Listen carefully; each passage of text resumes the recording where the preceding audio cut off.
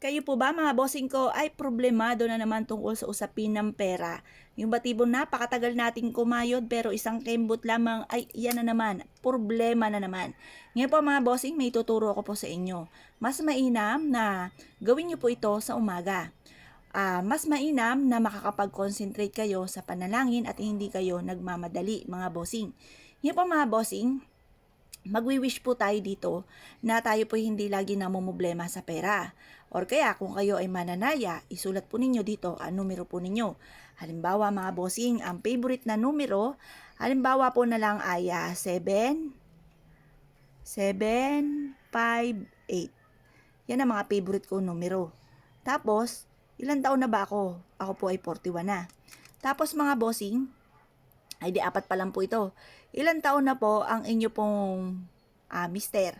Ang mister ko po ay 43. Yan. At ang aking panganay ay 18. At ang aking bunso ay 10. Kaya lang, isa lang sa pwede kasi 5 na ito. Kaya ang isusulat ko dito ay halimbawa ay 18. Ngayon pa mga bossing, sulat po natin dito ang numero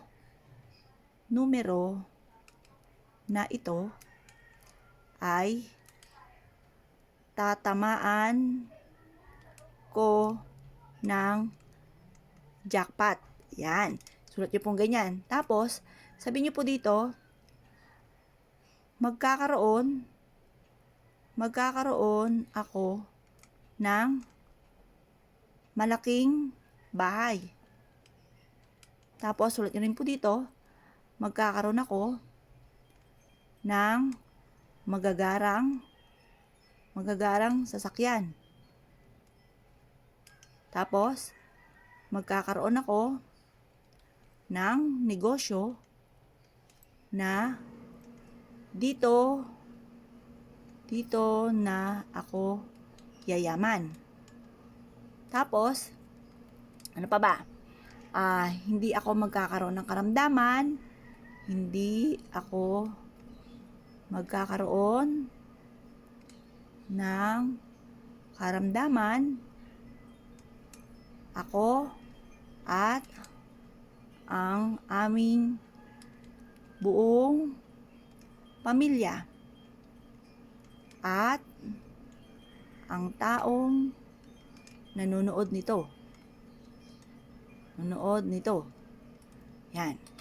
Tapos, sunod naman, i-wish nyo na lahat ang gusto po ninyo. Pagkatapos, lahat ng wishes ko ay agad matutupad. Yan. Tapos, apple pagyo. Tapos, pirma. Pagkatapos po niyan, ito yung ating paminta. Ito po, ang paminta ay pantaboy ng kamalasan. Ito po, inilagyan ko ng barya mga bossing. Yan. Lagyan nyo rin po ng barya kasi pantaboy din po yung namalas, pang-attract ng swerte. Maglalagay po ako dito ng 7, panungkit ng swerte. 7. 2, 4, 6, 7. Yan. At pagkatapos, ay tutupiin ko po ito. At ito po mga bossing ko, ay ilalagay ko sa mataas na lugar.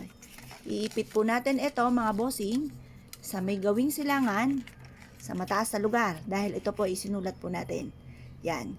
Simple at napaka-epektibong pamamaraan upang sa ganon, higit po tayo na maka-attract ng swerte. Ito po ay gawin nyo nang mula sa inyong pong puso, sabayan ng sipag at tiyaga, pananalig sa mahal na Panginoon. Salamat po mga bossing. Good luck po sa inyo po lahat.